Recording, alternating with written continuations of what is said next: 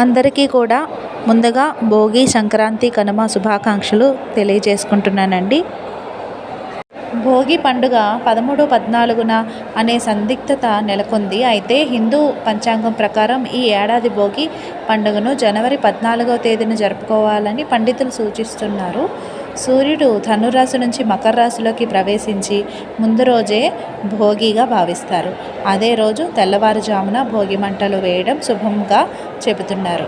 దీంతోనే సంక్రాంతి సంబరాలు కూడా మొదలవుతాయి.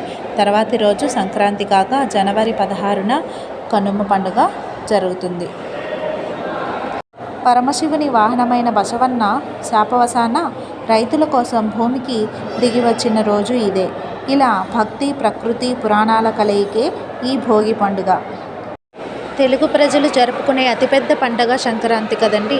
ముఖ్యంగా కోస్తాంధ్ర, రాయలసీమ ప్రాంత ప్రజలు ఈ పండుగను 4 రోజుల పాటు ఘనంగా జరుపుకుంటారటండి. సూర్యుడు మకర రాశిలోకి ప్రవేశించిన రోజునే మకర సంక్రాంతి పండుగ జరుపుకుంటారు. గొబ్బెమ్మలు, భోగి మంటలు, గంగిరెద్దులు, పిండి వంటలు, హరిదాసు కీర్తనలు, రథం ముగ్గులు, కోడి పందాలు, ఇలా సంక్రాంతి వచ్చిందంటే సందడే వేరు. ఆ పండుగ తొలి రోజును భోగిగా పిలుస్తారండి. రెండో రోజును మకర సంక్రాంతిగా, మూడో రోజున కనుమగా పిలుస్తారు. 4వ రోజు ముక్కనుమగా పిలుస్తారు. సంక్రాంతికి ఒక రోజు ముందే భోగి పండుగతో సంబరాలు మొదలవుతాయి.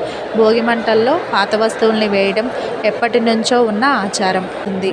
చలిని తరిమి కొట్టి అజ్ఞానమనే చీకటిని తొలగించి సర్వ శుభాలు కలిగించే నూతన చైతన్యాన్ని ఈ పండుగ మనకి ప్రసాదిస్తుంది.